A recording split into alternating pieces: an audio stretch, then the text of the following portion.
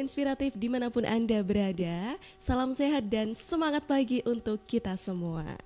Kali ini saya Meta Tisdia sedang berada di sebuah studio. Ceritanya studio baru nih milik Kabupaten Wonogiri ya. Jadi selamat datang di studio Bakul Kopi Inspiratif Siniar. Sebenarnya ini studio apa sih? Apakah studio ini menyediakan kopi bagi penikmat kopi? Atau saya nanti akan dapat kopi di sini? Nah, saat ini saya sudah bersama dengan Kepala Bagian Protokol dan Komunikasi Pimpinan pada Setda Kabupaten Wonogiri, yaitu Bapak Mursid Suroto nih.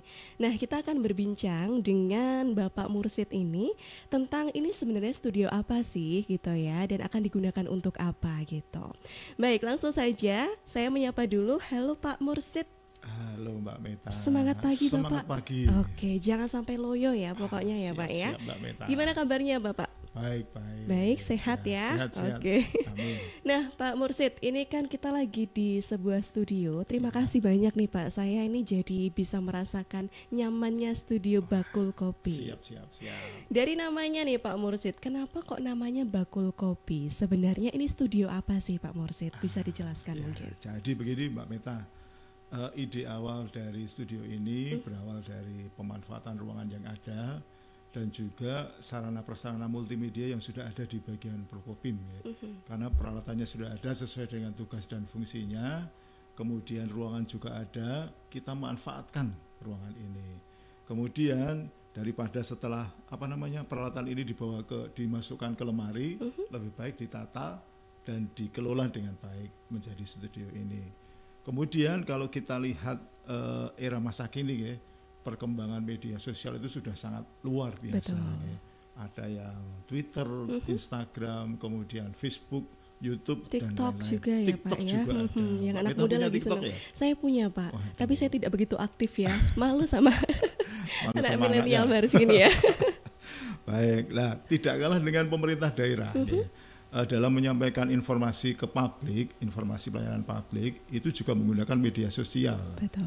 Nah, studio ini sebagai salah satu sarana untuk membuat konten-konten kreatif dalam menyampaikan informasi ke publik. Ya. Kemudian, kenapa kok Bakul Kopi? Betul. Tadi begitu Kenapa nih? nih? Nah, Bakul Kopi itu sebetulnya akronim. Oh baik, Nah, akronim dari singkatan ya. Bakul Kopi itu bagian, kol protokol, ko komunikasi pimpinan. Ya. Jadi Bakul Kopi itu bagian protokol dan komunikasi pimpinan. Kemudian kalau melihat ini ya, tagline-nya inspiratif siniar. Inspiratif Siniar ini gimana nih Ini Bapak? merupakan sesuatu hal yang bisa membuat inspirasi ya. Inspirasi memberikan energi yang positif bagi siapapun yang mendengarkan hasil dari studio ini. Itu harapan ke depannya. Oke, baiklah. Jadi ini adalah pemanfaatan sarana prasarana yang dimiliki menjadi sebuah studio yang luar biasa nih Bapak ya. Keren banget pokoknya nih ya. Jadi nanti tujuannya adalah untuk memberikan informasi. Dan karena kita memang dituntut untuk mengikuti perkembangan zaman begitu ya Pak ya. Jangan sampai kalah. Karena nih masyarakat tuh pasti punya selera sendiri nih zaman sekarang ya. Jadi harus kreatif, harus dikemas menarik begitu ya. Jadi sebuah studio Bakul Kopi begitu. Oke, sebelum kita lanjut lagi tentang Bakul Kopi nih Pak Mursid. Tadi kan Pak Mursid ini adalah seorang kepala bagian protokol dan komunikasi pimpinan nih Bapak. Nah, sebenarnya ini bisa diceritakan nggak Pak? Ini bagian yang mengurusi tentang apa begitu Pak Mursid? Baik, ini pertanyaan yang sangat bagus ya. Nilainya berapa kalau bagus Pak? 10 ya. Karena selama ini memang masih ada yang keliru ya dalam penyebutan bagian Prokopim ya. Kemarin tadi sudah ada surat kepada Kepala Bagian Forkompinda. Padahal itu sudah melencengnya sudah sangat jauh. Tetapi nggak apa-apa karena masih tujuannya masih ke sini ya. Dan ada juga yang masih menyebutkan bagian humas ya. Karena memang dulu sebelum menjadi bagian Prokopim, kita ini menjadi bagian humas, bagian hubungan masyarakat Setda Kabupaten Wonogiri. Kemudian dengan adanya peraturan yang baru, ada perubahan-perubahan nomenklaturnya namanya, struktur organisasinya, dan tugas dan fungsinya. Nomenklaturnya menjadi bagian protokol dan komunikasi pimpinan. Sedangkan untuk organisasinya, dulu sebelum ada penyertaan organisasi, itu ada 3 sub bagian. subbagian protokol, subbagian komunikasi pimpinan, dan subbagian dokumentasi pimpinan. Oke, baik. Setelah ada penyederhanaan birokrasi atau penyederhanaan organisasi, hanya ada satu subbagian protokol yang dikoordinir oleh Kasubag Protokol. Kemudian yang duanya, subbag yang dua itu disederhanakan. Oh, jadi akan satu gitu ya Pak ya?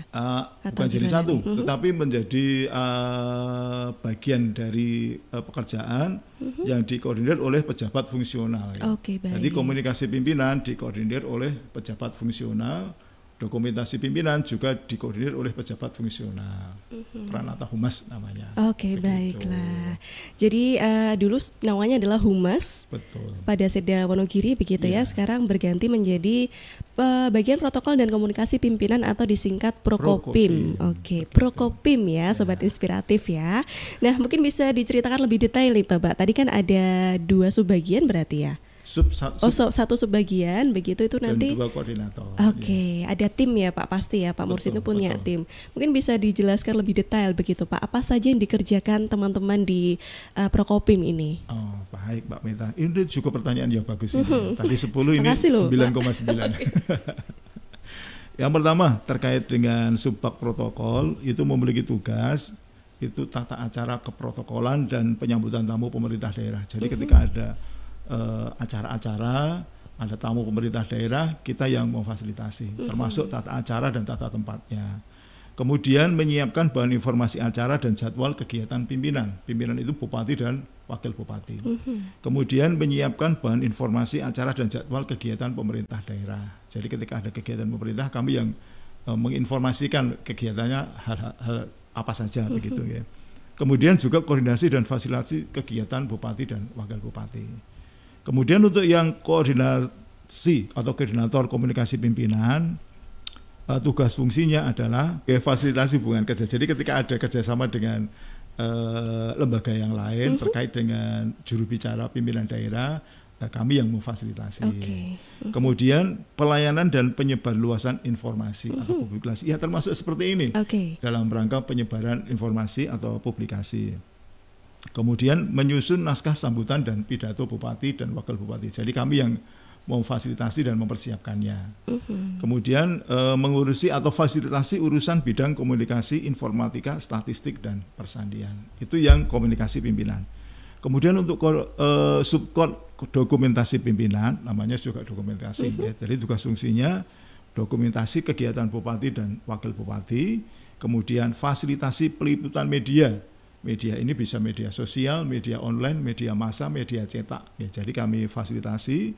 Kemudian analisa pemberitaan media terkait kegiatan bupati dan wakil bupati. Dari sub-sub ini kemudian di breakdown menjadi kegiatan dan sub-kegiatan. Begitu Mbak Meta. Iya, banyak ya. Banyak sekali. Nah, kalau kita ngomongin tentang Studio Bakul Kopi nih Pak Mursid, itu tadi kan erat kaitannya dengan media publikasi begitu ya, di bagian Prokopim.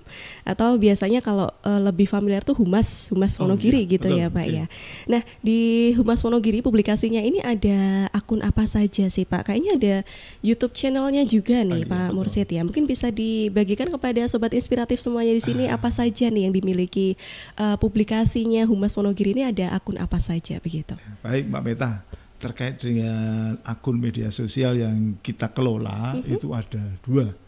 Yang pertama channel YouTube Sesarangan Bangun Wonogiri. Kalau kita lihat subscribernya itu sekitar 1.200-an. 1.200 sekian ya. Kemudian untuk yang Instagram itu followernya kurang lebih 12.000-an. Nah, jadi kita mengelola itu sekitar sudah lama ya kira-kira ya gitu.